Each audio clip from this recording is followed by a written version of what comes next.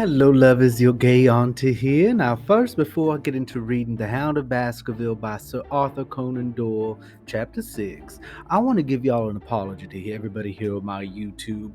You see, I'd been working for a full-time job and working 40 to 60 hours a week, which made it very difficult for me to be able to create content regularly. And recently, many of you may not know over here, I've decided to resign from my job and do all of this full time. You see, because in the course of me creating my TikTok and it growing, I've gotten so many messages from people saying how much I help their lives, how much they don't unalive themselves or hate themselves. And my whole journey in life is making sure that people feel loved, cared for, a little bit educated, and just so valued. And I'm able to do that through here on TikTok and over here on YouTube. And if you found me organically through YouTube's algorithm, welcome, babies. I'm ShiningNathan from TikTok. But one of the biggest things is I don't want to be beholden to advertisers. And so I've gone to a subscription model. Some of you may know this. I have a Patreon / Shining Nathan with a $3 level, and if everybody here on my YouTube who's subscribed went over and became patrons, that would be fantastic at the $3 level. Less than a cup of coffee a month from Starbucks. But anyway, I've been so scared and nervous about this journey, but I'm a week into being out of my job, and it seems I've made the right choice. So, if you're so inclined and you like hearing me read, feel free to go on over to patreon.com/ShiningNathan and become a patron at $3 level. I thank you so much, and we're going to get into The Hound of Baskerville, Chapter 6, written by Sir Arthur Conan Doyle. Now let's get on into it, babies. Chapter 6 of The Hound of Baskerville by Sir Arthur Conan Doyle, Baskerville Hall. Sir Henry Baskerville and Dr. Mortimer were ready upon the appointed day, and we started as arranged for Devonshire. Mr. Sherlock Holmes drove with me to the station and gave me his last parting injunctions and advice. "I will not bias your mind by suggesting theories or suspicions, Watson," said he. "I wish you simply to report facts in the fullest possible manner to me, and you can leave me to do the theorizing." "What sort of facts?" I asked. "Anything which may seem to have a bearing, however indirect, upon the case, and especially the relations between the young Baskerville and his neighbors, or any fresh particulars concerning the death of Sir Charles. I have made some inquiries myself in the last few days, but the results have, I fear, been negative. One thing only appears to be certain, that it is Mr. James Desmond, who is the next heir, is an elderly gentleman of very amiable disposition, so that his persecution does not arise from him. I really think that we may eliminate him entirely from our calculations. There remain the people who will actually surround Sir Henry Baskerville upon the moor. Would it not be well in the first place to get rid of this Barrymore couple? By no means. You could not make a greater mistake. If they are innocent, it would be a cruel injustice. And if they are guilty, we should be giving up all chance of bringing it home to them. No. We will preserve them upon our list of suspects. Then there is a groom at the hall, if I remember right. There was 2 moorland farmers. There's our friend Dr. Mortimer, whom I believe to be entirely honest, and there is his wife, of whom we know nothing. There is this naturalist, Stapleton, and there is his sister, who is said to be a young lady of attractions. There is Mr. Franklin of Laughter Hall, who is also an unknown factor, and there are 1 or 2 other neighbors. These are the folk who must be your very special study. I will do my best. You have arms, I suppose? Yes, I thought it was well to take them. Most certainly. Take your revolver near you night and day, and never relax your precautions. Our friends had already secured a first-class carriage and were waiting for us upon the platform. "No, we have no news of any kind," said Dr. Mortimer in his answer to my friend's questions. "I can swear to one thing. and that is that we have not been shadowed during the last 2 days. We have never gone out without keeping a sharp watch, and no one could have escaped our notice. You have always kept together, I presume? Except yesterday afternoon. I usually give up some one day to pure amusement when I come to town, so I spent it at the Museum of the College of Surgeons. And I went to look at the folk in the park, said Baskerville. But we had no trouble of any kind. It was imprudent, all the same, said Holmes, shaking his head and looking very grave. I beg, Sir Henry, that you will not go about alone. Some great misfortune will befall you if you do. Did you get your other boot? No, sir, it is gone forever. Indeed.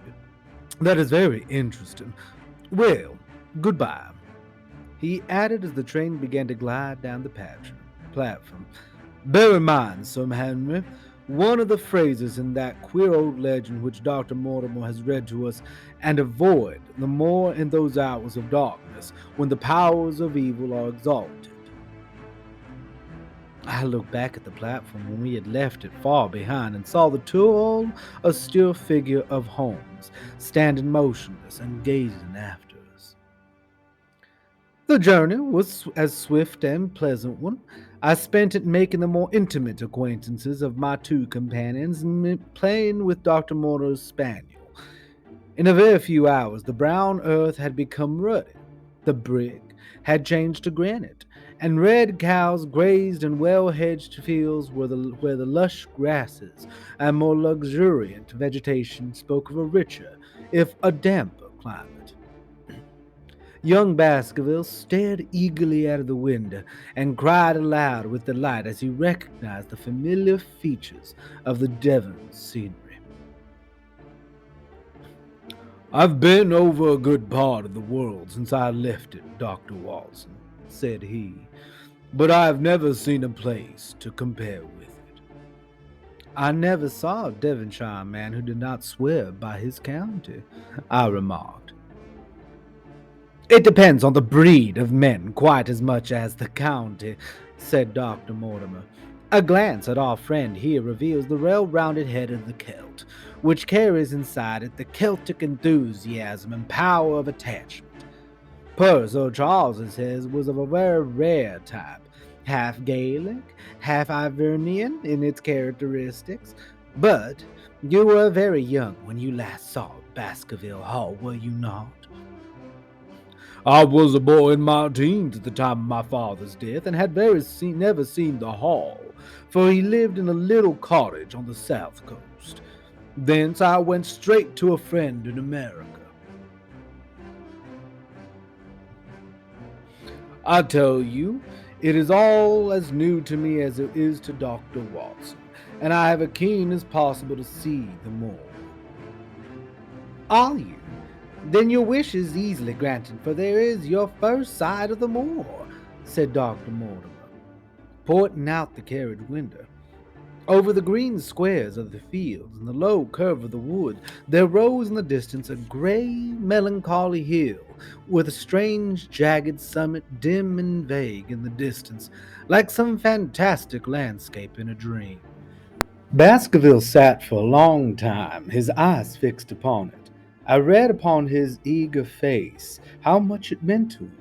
This first sight of that strange spot where the men of his blood had held sway so long and left their marks so deep.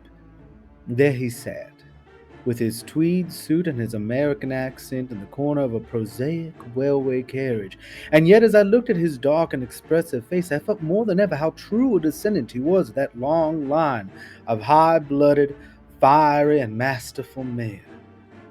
There were pride, valor, and strength in his thick brows, his sensitive nostrils, and his large hazel eyes.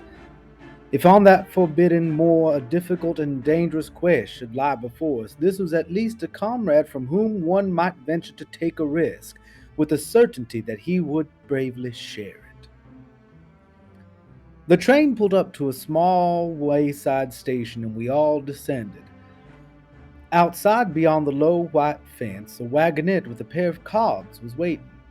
Our coming was evidently a great event, for station master and porters clustered around to carry out our luggage. It was a sweet and simple country spot, but I was surprised to observe that by the gate there stood two soldiery men in dark uniforms who leaned upon their short rifles and glanced keenly at us as we passed. The coachman, a hard-faced, gnarled little fella, saluted Sir Henry Baskerville, and in a few minutes we were flying swiftly down the road. Rolling pasture lands curved upward on either side of us, and old gabled houses peeped out from amid the thick green foliage.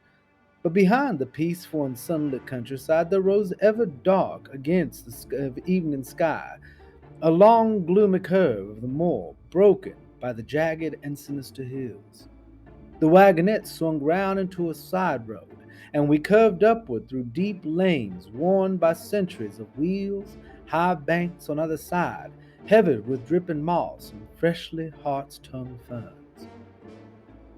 Bronzing and bracken and mottled bramble gleamed in the light of the sinking sun. Still steadily rising, we passed over a narrow granite bridge and skirted a noisy stream which gushed swiftly down, foaming and roaring amid the gray boulders. Both road and stream rolled round through a valley dense with scrub oak and fir. At every turn, Baskerville gave an exclamation of delight, looking eagerly about him and asking countless questions.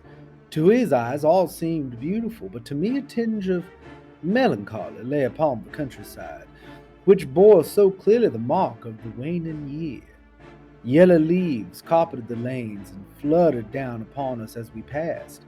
The rattle of our wheels died away as we drove through drifts of rotten vegetation, sad gifts, as it seemed to me, for nature to throw before the carriage of the returning heir of the Baskervilles. "Hullo!" cried Dr. Mortimer. "What is this?" A steep curve of heath-clad land, an outlying spur of the moor, lay in front of us. On the summit, hard and clear, an equestrian statue upon its pedestal, was a mounted soldier, dark and stern, his rifle poised ready over his forearm. He was watching the road along which we traveled. "What is this, Perkins?" asked Dr. Mortimer. Our driver half turned in his seat.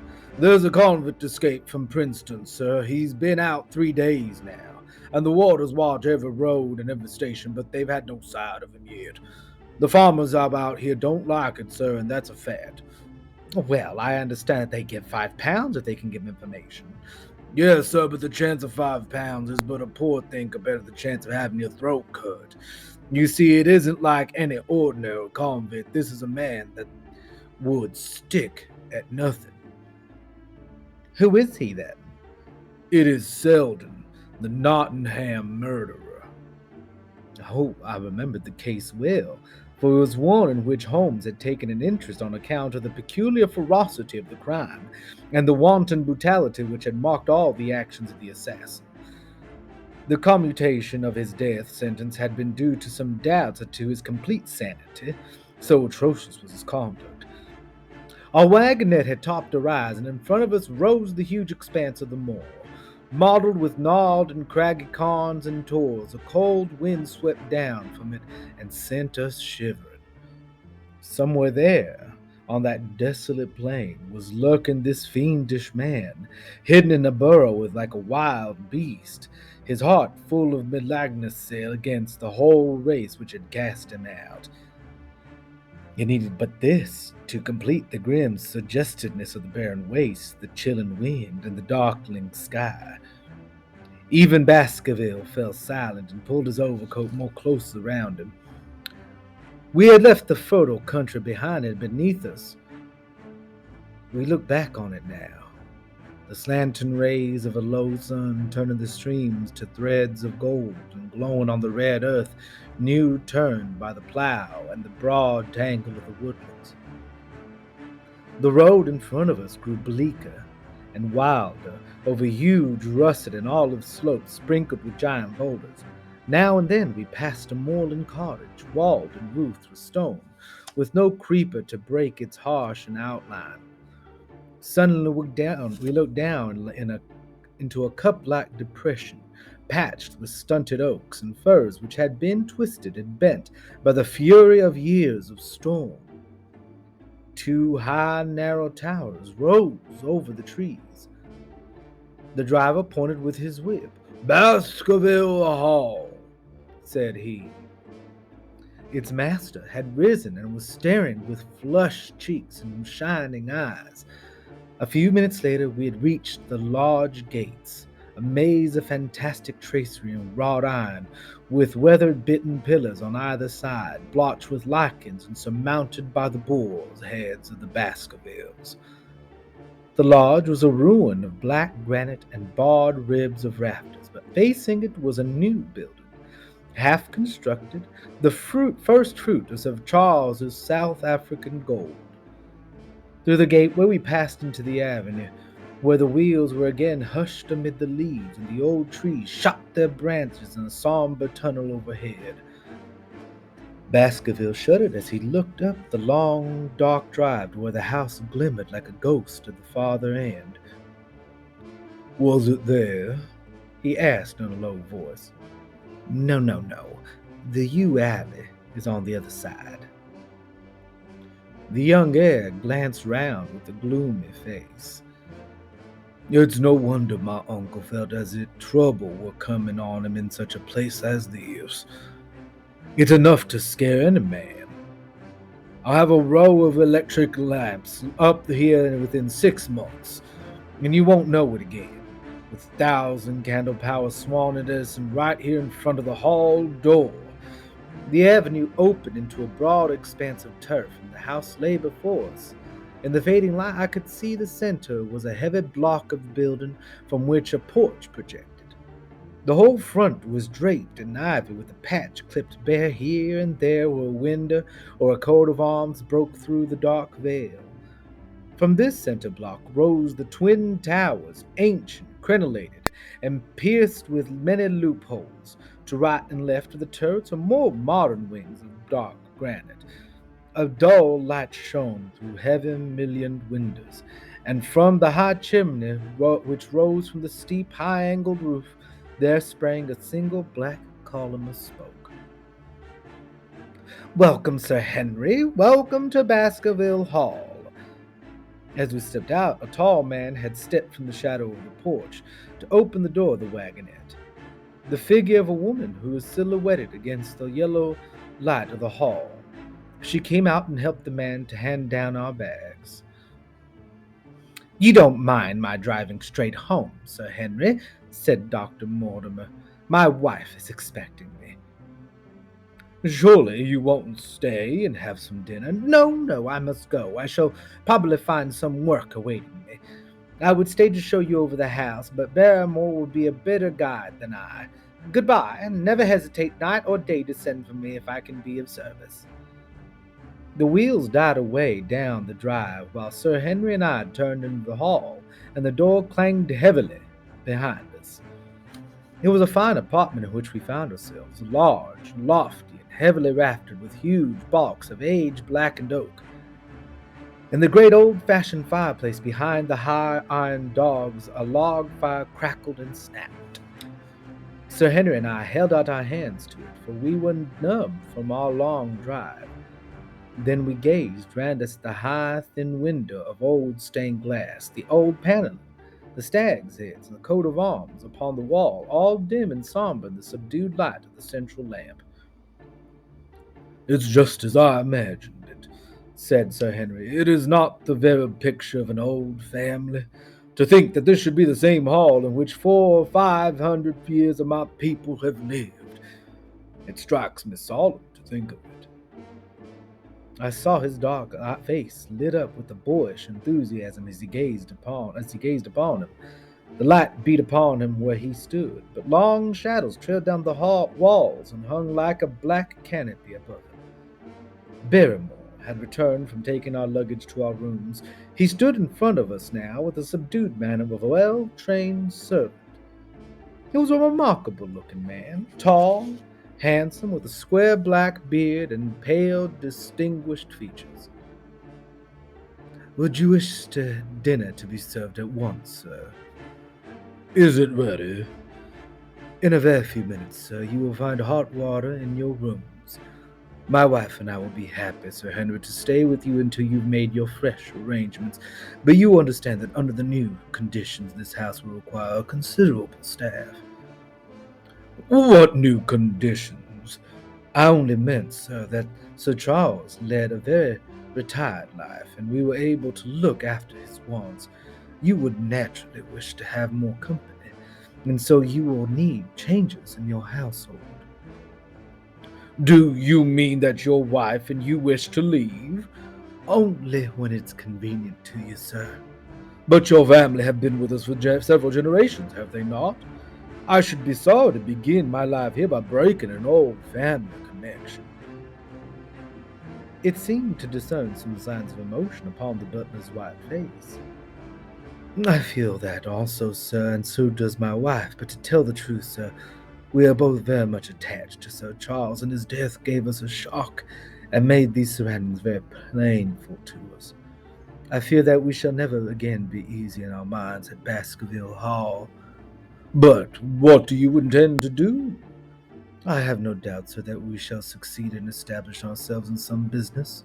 Sir Charles's generosity has given us the means to do so. And now, sir, perhaps I had best show you to your rooms. A square balustraded gallery ran round the top of the old hall, approached by a double stair. From this central point, two long corridors extended the whole length of the building, from which all the bedrooms opened. My own was in the same wing as Baskerville's and almost next door to it. These rooms appeared to be much more modern than the central part of the house, and the bright paper and numerous candles did something to remove the somber impression which our arrival had left upon my mind. But the dining room, which opened out of the hall, was a place of shadow and gloom. It was a long chamber with steps separating the dais where the family sat from the lower portion reserved for their dependents. At one end, a minstrel's gallery overlooked it. Black beams shot across over our heads with a smoke-darkened ceiling beyond them. With rows of flaring torches to light it up and the color and rude hilarity of an old-time banquet, it might have softened. But now, with two black-clothed gentlemen sat in a little circle of light thrown by a shaded lamp, one's voice became hushed and one's spirit subdued. A dim line of ancestors in every variety of dress, from the Elizabethan knight to the buck of the Regency, stared down upon us and daunted us by their silent company. We talked a little, and I for one was glad when the meal was over and we were able to retire into the modern billiard room and smoke a cigarette. My word, it isn't a very cheerful place, said Sir Henry. I suppose one can tone down to it, but I feel a bit out of the picture at present. I don't wonder that my uncle got a little jumpy if he lived all alone in such a house as this. However, if it suits you, we'll retire early tonight, and perhaps things may seem more cheerful in the morning. I drew aside my curtains before I went to bed and looked out from the window. It opened upon the grassy space which lay in front of the hall door. Beyond, two corpses of trees moaned and swung in a rising wind. A half moon broke through the rifts of racing clouds in its cold light. I saw beyond the trees to a broken fringe of rocks and the long, low curve of the melancholy moor. I closed the curtain, feeling that my last impression was in keeping with the rest. And yet, it was not quite the last. I found myself weary and yet wakeful, tossing relentlessly from side to side, seeking for the sleep which would not come. Far away, on chiming clocks struck out the quarters of the hour, but otherwise a deadly silence lay upon the old house. And then suddenly, in the very dead of night, there came a sound to my ears, clear, resonant, and unmistakable. It was the sob of a woman. the muffled, strangling gasp of one who is torn by uncontrollable sorrow. I sat up in bed and listened intently. The noise could not have been far away and was certainly in the house. For half an hour I waited with every nerve on the alert, but there came no other sound save the chiming clock and the rustle of the ivy on the wall.